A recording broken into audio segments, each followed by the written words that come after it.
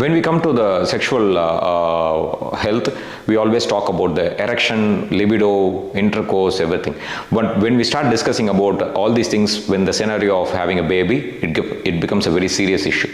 So in this video, we'll discuss lots of about the anatomy, physiology, the hormonal effects, the psychological effects, and the social stigma, everything behind how the erection happens. So how it will be useful?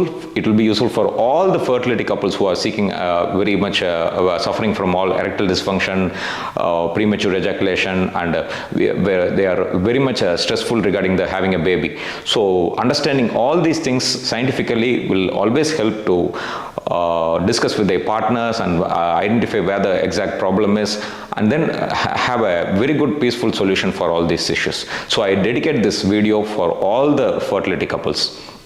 I'm Dr. Ashok, Shakti Fertility and Sri Chakra Hospital. Please do share your valuable comments in the comment section below. Let's discuss further about it.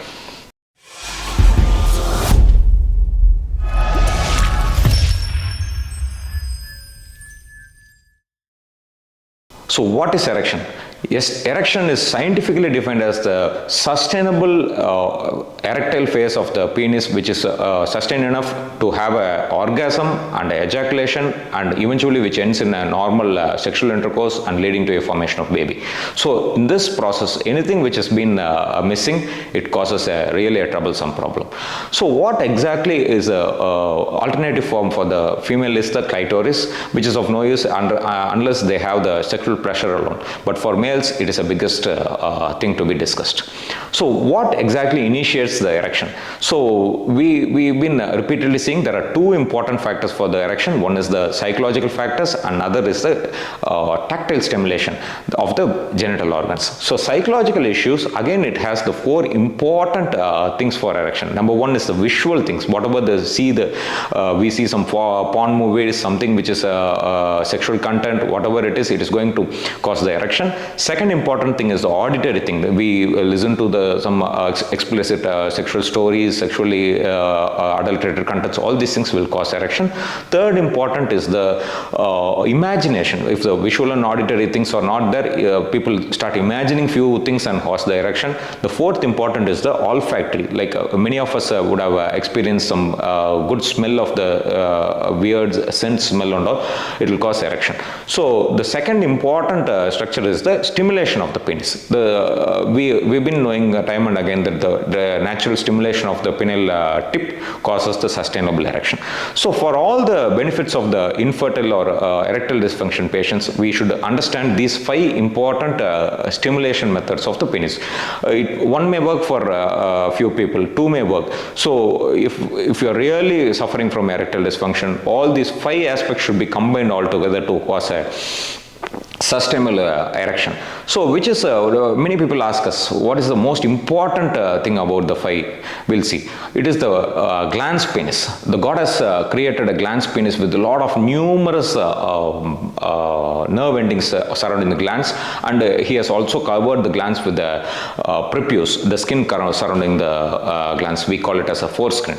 So once we start the intercourse, always the foreskin will be retracted and the most sensitive part of the glans will be exposed, and the continuous stimulation of the glans penis will cause the erection. So in this erection, what exactly happens is the glans penis area, there will be nerve endings which starts catching up all the signals of the stimulation, and then it continuously sends all these signals to the spinal cord. So these signals have been transmitted from the glans penis to the spinal cord via a nerve called the pudendal nerve, which is very, very vital for any type of erection. So what exactly happens in the spinal cord? Two things can happen. Why spinal cord is very important for sustainable erection? One is there is a local spinal reflex. The stimulation from the glans penis, it directly goes to the spinal cord. From there, it has a local reflex mechanism, and then from the spinal cord, specifically speaking, the S2, S3 and S4 spinal cord levels, it will send back the signals through this parasympathetic nerve system to the penis to cause the erection. Second important thing is the spinal cord sends signals to the brain. From the brain, again, there we have the orgasmic feeling, and then from there the signals come back to the spinal cord, and via the parasympathetic nervous system it goes to the penis. Here comes the very important question: can a spinal cord injury patient have erection or not? So here is the scientific explanation. One is, as we discussed, it is the S2, S3, S4 level which creates the local reflexes. So anything above this level, if there is an injury of the spinal cord, the local reflexes will be intact so that the patient can have a normal erection. But anything below this, that is the level of the parasympathetic nervous system or the pudendal nerve, there won't be erection. So spinal cord injuries, so many are concerned about whether we can have a sustainable erection or not. So here comes the very important hormone, the testosterone, the male sex hormone. So what exactly happens in the testosterone? The testosterone is been synthesized by the testicles, and then it circulates all along the body.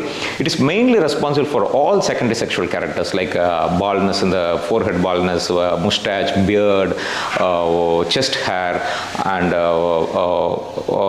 like a chest hair, testicular surrounding the pubic hair, the masculine voice, muscle building, and all other masculine part, everything depends on the testosterone.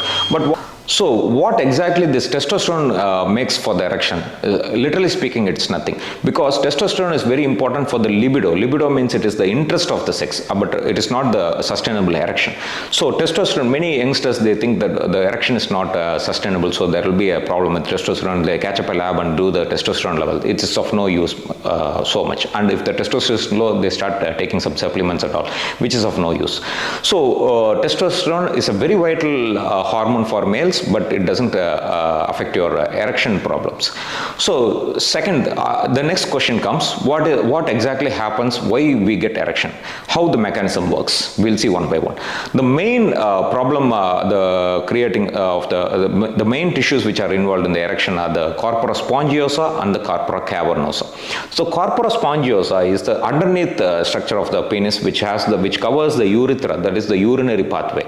So during orgasm, what happens in the corpora spongiosa, it has a lot of smooth muscle which contracts the lumen, and it will cause the massive outflow of the semen during the orgasm, so that it will reach the vagina nicely. So that is why we have always the forceful ejaculation. It is always the work and power of the corpora spongiosa muscle.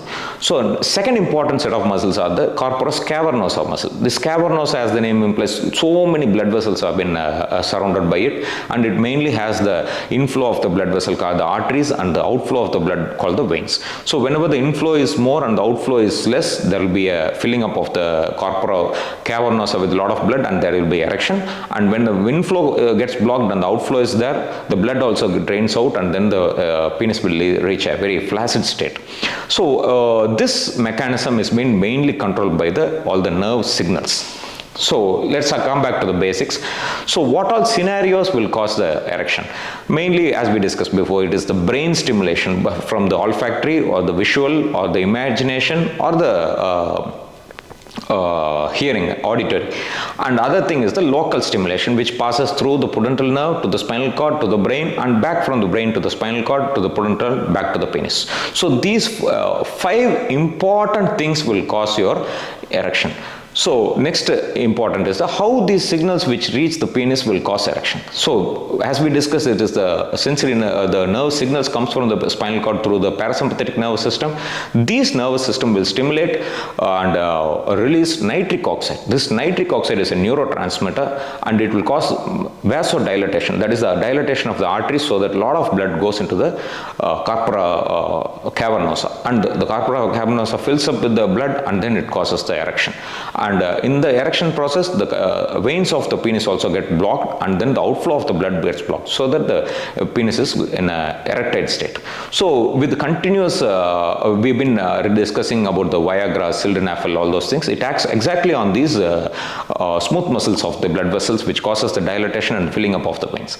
So with continuous stimulation of this process, always we'll have a high or a climax reaching state or the orgasmic state, and the ejaculation ejaculation happens, and whatever the sperm which has been stored in the seminal vesicles, it will ejaculate through the help of the corpora spongiosa muscles. So this is the climax situation. So thanks for watching this video. I hope we understand. Repeatedly I request you all to watch this video once again and understand the real scenario of what all things can stimulate you, where you have gone wrong, and discuss with your partner to have a very sustainable erectile state, so that it is very important for all the fertility seeking couples to have a wonderful successful life forever. Thank you once again. Let's meet you on another video.